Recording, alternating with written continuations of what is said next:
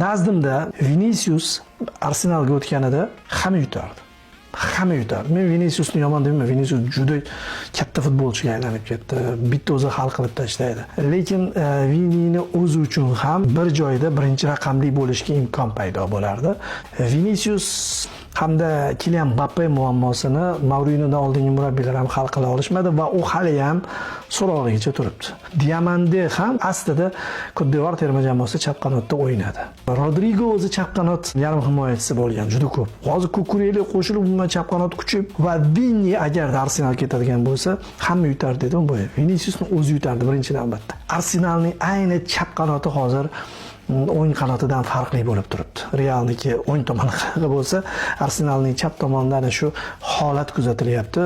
Trossard ketdi, xabaringiz bor, keyin Martinelli baribir unaqa darajada emas. Bu tomonda bu endi gapirmasa ham bo'ladi. Madueke, Saka maza qilib o'ng tomonda o'ynashadi. Hozir juda zo'r balans vujudga kelardi.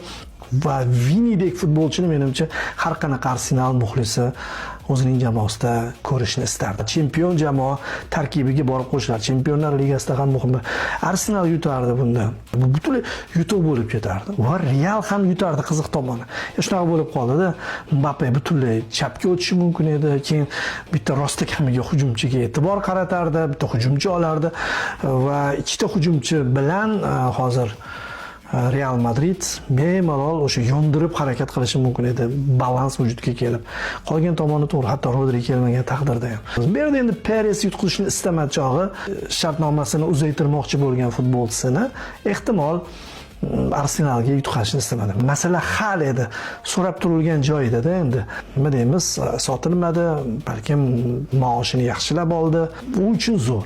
Lekin ertaga o'yin boshlansa Mourinho yana bosh qotirsa kerak. Mourinhoda yana muammolar kuzatilsa kerak. Men shunaqa deb o'ylayapman. Balkim sizda boshqacharoq fikrdir. Yanada ko'proq xabarlarni bilish uchun Futbol dunyosi kanaliga obuna bo'ling.